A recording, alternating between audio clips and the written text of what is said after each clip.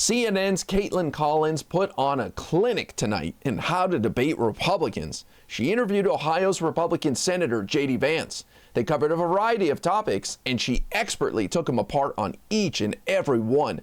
I haven't seen a whooping like this in a while. First, she pressed him on his hypocrisy regarding the January 6th rioters. Senator Vance was advocating for harsh punishment for the Columbia University protesters who took over a building.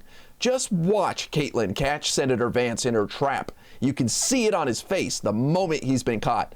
Watch this. Okay, so you agree that people who break in and vandalize a building should be prosecuted? Exactly. Okay, I'm just checking because you did help raise money for people who did so on January 6th, which was, impeding an official proceeding, breaking into a building that they weren't allowed to be in, and vandalizing the Capitol.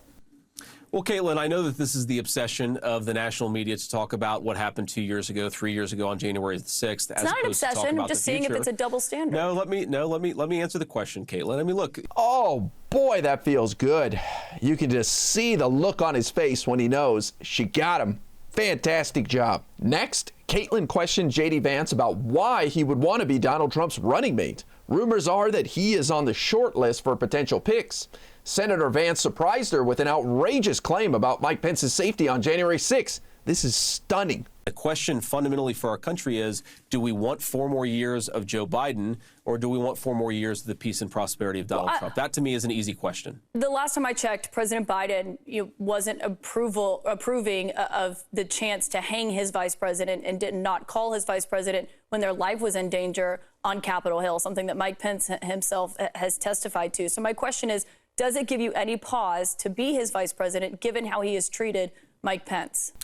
Caitlin, I'm extremely skeptical that Mike Pence's life was ever in danger. I think politics people like to really exaggerate things from time to time. I know a lot of folks in the Democratic Party, Senator. A lot of folks in the Democratic Party, Caitlin, act as if January the 6th was the scariest moment of their lives.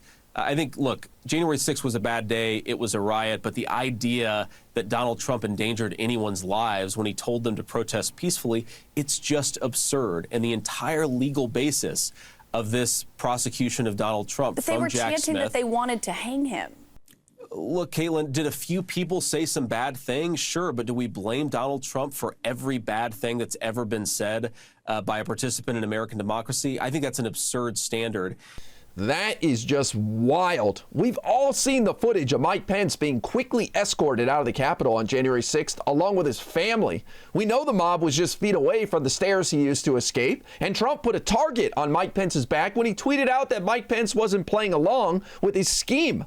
We also saw members of Congress donning gas masks and security guards drawing guns in the House chamber. That mob was a serious threat to our lawmakers.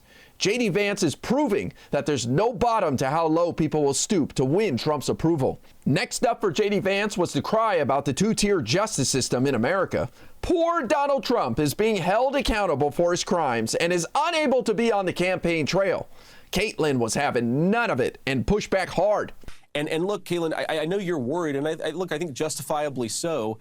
This isn't about me, Senator. I'm asking questions about you and how you would feel about this. I'm trying to answer the question. I appreciate if you let me. We know that there are threats to American democracy. I think the biggest threat to American democracy, Caitlin, is that the Biden administration is trying to prevent Donald Trump from campaigning and taking his case to the American people, even as they hide their own candidate. That's presiding over that case. The Biden administration is not preventing Donald Trump from campaigning. He just did 2 campaign events tonight. This is a really important point, Caitlin. Who is the number 3 person from the Biden Department of Justice who went to work for the New York prosecutor just months before he brought this case against Donald Trump? You can't have people moving from the Biden administration to prosecute Donald Trump in New York and say it has nothing to do with the Biden administration, especially when the judge is the Biden administration donor. Attorneys go from the Justice Department to local DA's offices all the time. That's not that unusual. I mean, you're an attorney, you know that. How can you not like Caitlin Collins? She came prepared for this argument, instantly shooting down his lame talking points, even scolding him and saying, you know better. Well done.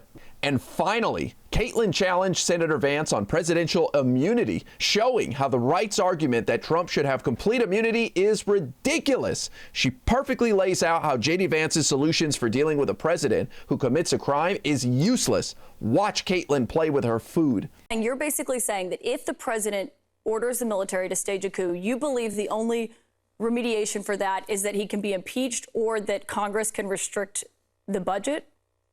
Well, Caitlin, first of all, you're dealing with hypotheticals here that are completely outside the bounds of this particular situation. Donald Trump did not order a coup, despite the fact that a lot of media people say that he did on January the 6th. He encouraged people to protest peacefully. And of course, most people on January 6th did protest peacefully. What I'm saying is that you have to have some measure of liability for the official acts of presidency of the United States. And the way to create a check and balance on that system is what the Constitution prescribes here. You can't have prosecutors, many of whom, of course, are deeply embedded with the Democratic Party, trying to destroy the life of a former president who's now running for president because they think that they have a better argument for what that president should have done. You can have a political disagreement with Donald Trump, and that's totally reasonable.